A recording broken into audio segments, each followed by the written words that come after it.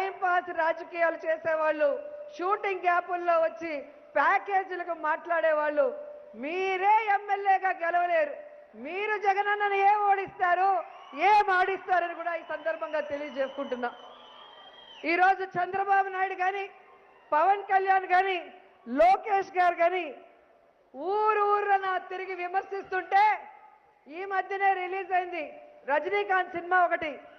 ఆ సినిమాలో డైలాగ్ నాకు గుర్తొస్తుంది, మొరగని కుక్క లేదు, విమర్శించని నోరు లేదు, ఇవి రెండు లేని ఊరే లేదు. తమిళ్లో చెప్పేదా మన వాళ్ళు ఉన్నారు, కొలక్కాద వాయుం இல்ல, குறை சொல்லாத வாயும் இல்ல, இது ரெண்டும் இல்லாத ஊரும் இல்ல. புரியுதா ராஜா? అర్థమైందా?